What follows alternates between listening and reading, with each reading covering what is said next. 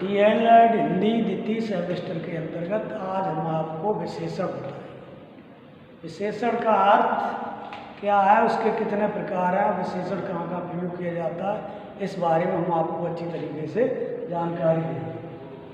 तो हिंदी भाषा में कुछ ऐसे शब्द भी होते हैं जो किसी के गुण दोष, हिंदी भाषा में कुछ ऐसे भी शब्द होते हैं जो किसी के गुण दोष, अच्छाई, बुराई आदि की विशेषता का वर्णन करते हैं। ऐसे शब्दों को विशेषण कहा जाता है। दूसरे अर्थ में संज्ञा या सर्वनाम, दूसरे अर्थ में संज्ञा या सर्वनाम शब्दों की विशेषता बताने वाले शब्दों को विशेषण कहा जाता है। जैसे दो फल, दो बकरी के बच्चे आदि। विशेषण चार प्रकार के होते हैं। पहला विशेषण होता है गुणवाचक विशेषण। संज्ञा या सर्वनाम के वे शब्द जो किसी के गुण और दोष या गुणों का वर्णन करते हैं उन्हें गुणवाचक विशेषण कहा जाता है।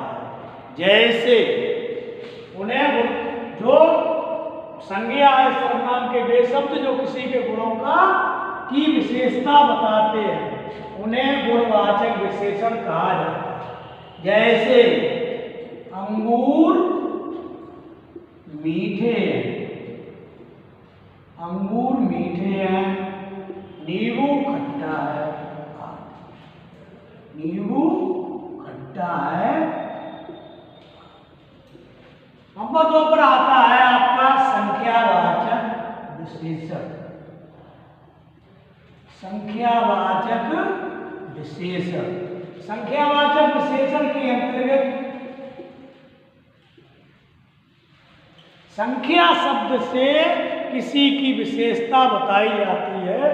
सर्वनाम या संख्यावाचक जिन शब्दों से किसी संज्ञा या सर्वनाम, जिन शब्दों से किसी संज्ञा या सर्वनाम की संख्या का बोध होता है, जिन शब्दों से किसी संज्ञा या सर्वनाम की संख्या का बोध होता है उन्हें संख्यावाचक विशेषण कहते हैं। क्या? संज्ञा या सर्वनाम की संज्ञा का बोध, उन्हें संख्यावाचक विशेषण कहते हैं। ये दो प्रकार के होते हैं, ये दो प्रकार के होते हैं। नंबर 1 होता है निश्चित संख्यावाचक विशेषण।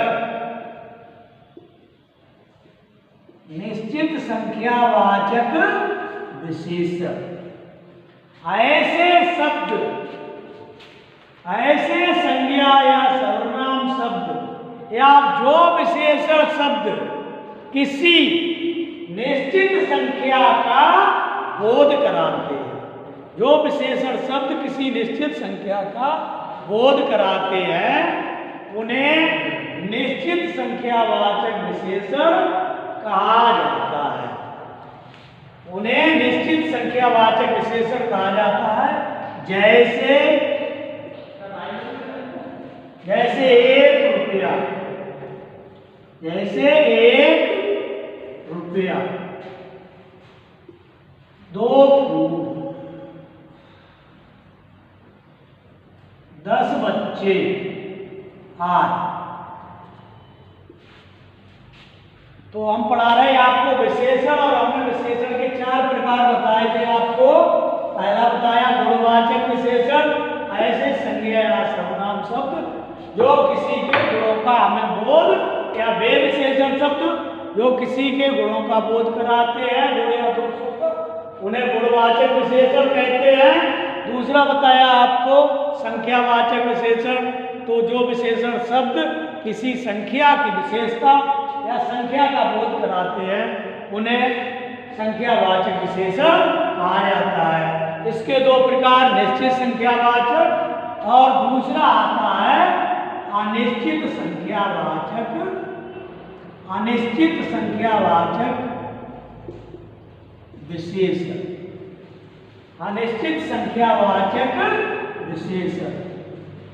ऐसे विशेषण शब्द जिनकी कोई निश्चित संख्या नहीं होती है या वे विशेषण शब्द जो किसी निश्चित संख्या का बोध हमें नहीं कराते हैं, उन्हें अनिश्चित संख्यावाचक विशेषण कहा जाता है।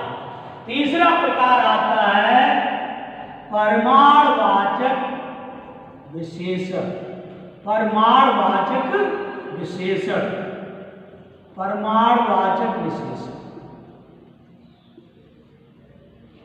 वे विशेषण शब्द जो किसी के परिमाण से संबंधित या वे शब्द जो संज्ञा या सर्वनाम की वे शब्द जो संज्ञा या सर्वनाम की नापतोल जोक आदि की विशेषता बताते हैं या आदि का वर्णन करते हैं, उन्हें परिमाणवाचक संख्या वो परिमाणवाचक विशेषण कहा जाता है। जैसे 1 किलो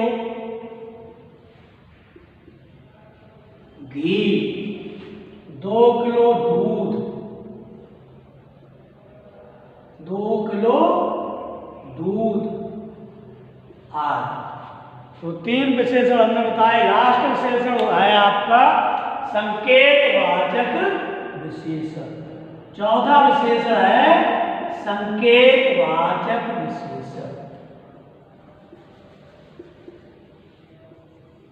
संकेतवाचक विशेषण तो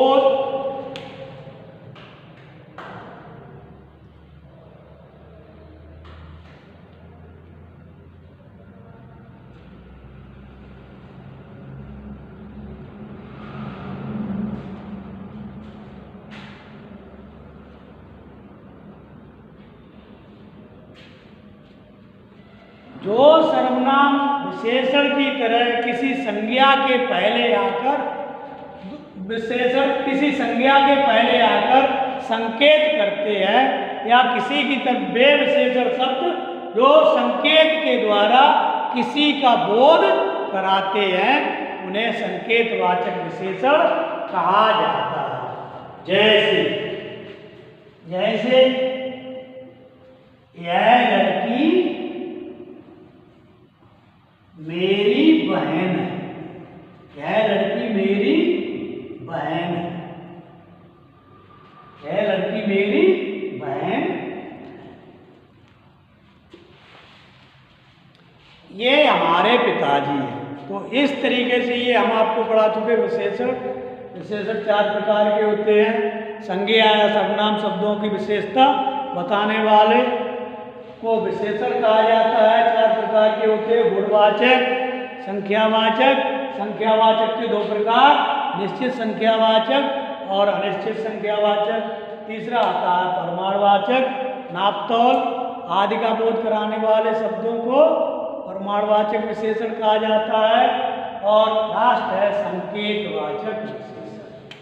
विशेषण की तुलना में 3 अवस्थाएं होती हैं। पहली होती है मूल अवस्था। विशेषण की 3 अवस्थाएं होती हैं। विशेषण की 3 अवस्थाएं होती हैं।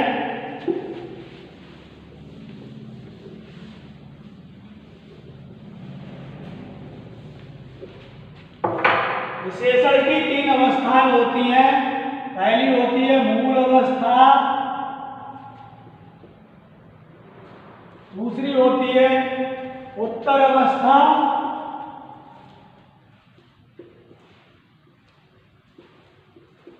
तीसरी होती है उत्तम अवस्था।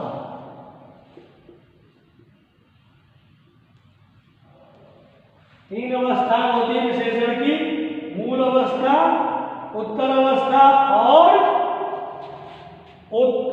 उत्तम अवस्था। जैसे उदाहरण के तौर पर बता रहा हूं, जैसे आपको उच्च शब्द ले लिया। उच्च मूल अवस्था के अंतर्गत आता है। उच्च के जब हम सेकंड स्टेज पर आएंगे तो इसका हो जाएगा उच्चतर।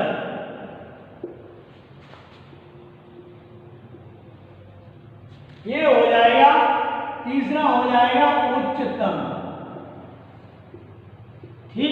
तरह से दूसरा हम ले लेंगे, जैसे हमने ले लिया उत्तम। उत्तम के अंतर्गत उत्तमतर, उत्तमतर, और यहां हो जाएगा उत्तमोत्तम, उत्तमोत्तम। इस तरीके से और भी उदाहरण हम आपको बता रहे हैं। जैसे आप ले लो सुंदर, सुंदर शब्द ले लो, सुंदर मूल अवस्था में सुंदर, सुंदरतम, सुंदरतर और सुंदरतम।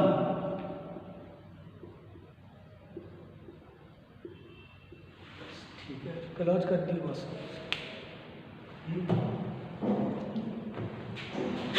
ये हम आपको